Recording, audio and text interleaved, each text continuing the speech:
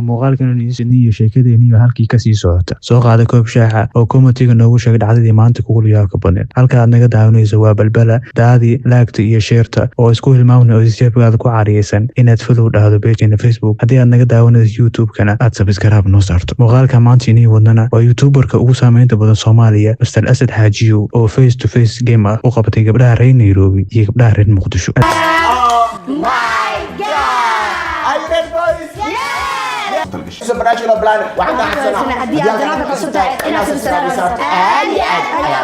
oo barnaamijkiisa u kala qaaday 5 face ayaa Facebook koowaad ku bilaabay barnaamij ahaa waa beenteed, isagoo gabdhaha reer Nairobi ku weydiiyey 2 su'aalood, sidoo kalena kuwa reer Muqdisho ku weydiiyey 2 su'aalood. Asad oo tartamayaasha ka codsaday in min hal gabar u soo istaagto ayaa gabdhaha reer Nairobi waxa u soo istaagay in la yiraahdo xorriyo, halka reer Muqdishona u soo istaagtay gabar lagu magacaabo Maid.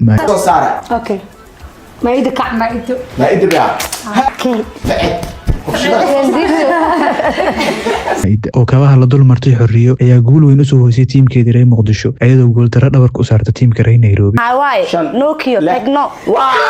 Isla halkaasi waxaa ka bilowday wareegii labaad. Asad oo labada tiim ka codsaday in min hal qof soo dirsadaan ayaa markaan weydiiyey 4 su'aalood oo ahaa tilmaam adigoon hadlin oo qoraal. mar kale reer Kenya qof idin tartamo sokaamiya abay haye dhan walba ka fikriya meel walba waxaana labada tiim soo kala istaagay Saamiyo oo ka socotay tiimka reer Nairobi iyo Baariye oo ka socotay tiimka reer Muqdisho. Su'aasha koowaad oo ahayd tilmaam adiga oo hadlin ayaa waxaa qaatay reer Nairobi si wacan ay isku la jaan qaadeen reer Nairobi ayagoo gartay tilmaamta. Dhanka kale waxaa soo istaagay Baariye oo iyana si wacan u tilmaamtay. Mar kale ay aaday su'aasha reer Nairobi dhankooda waxaana soo istaagay xorriyo iyadoo aan si fiican u fahansiinin tiimkeeda, halkaasna ay ku qasaareen dhibicdii labaad.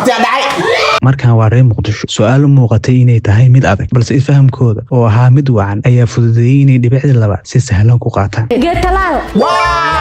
sidaasna mar kale ay facekii labaad reer Muqdisho ku raacday guusha. waxaa la bilaabay facekii saddexaad oo ka koobnaa 6 su'aalood, kaasoo ahaa sheega magacyada 5 qofood oo bulshada dhexdooda caanka ah. waxaa lagu bilaabay Maida oo matalaysa dhanka reer Muqdisho balse garan weysa. sidoo kale Saamiye ayaa qaadatay dhankeeda su'aasha iyana garan weysa. faceka saddexaad oo ka koobnaa 6 su'aalood oo u muuqday mid adag ayay ka qaateen min hal dhibcood Maida iyo Saamiye. faceka afaraad ayaa ahaa u tilmaam saaxiibada qofkan caanka ah adiga oo aan hadlaynin. markan waxaa la soo gaaray gabagabadii barnaamijka waxaana la guda galay facekii afaraad. faceka afaraad oo ahaa u tilmaam saaxiibada qofkan caanka ah adiga oo aan hadlaynin ayaa su'aasha waxaa qaatay Saamiye oo ka socotay tiimka reer Nairobi. shakhsiga oo ahaa shakhsi macruuf ah ay durbaba garteen, sidaasna ay ku hanteen dhibicdii koowaad ee faceka afaraad. dhanka kale gabdhaha reer Muqdisho ayaa soo dirsaday gabar lagu magacaabo Maida, balse markan nasiib darro Maida iyo asxaabteedu maysan haleelin. Saamiye oo mar kale masraxa ku soo laabatay ayaa si wacan u tilmaamtay.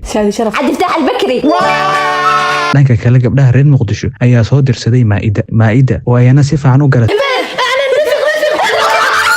halkaas guusha waxay ku raacday gabdhaha reer Muqdisho. Maida lafteedu si wacan ayay u tilmaamtay shakhsiga, halkaana waxaa ku soo ekaaday facekii afar iyadoo markii ugu horeysay ay guushu raacday tiimka reer Nairobi. markan waxaa la soo gaaray gabagabadii barnaamijka waana facekii shanaad. markan ciddii guuleysatay ay guusha raaci doontaa. haddaba labada tiim ee tiimka reer Nairobi iyo tiimka reer Muqdisho ayaa markan waxaa u soo kala kacay Maida iyo Saamiye. barnaamijka oo ahaa sheeg qofka madaxaada suran ayaa ugu dambeyntii waxaa guusha qaatay Maida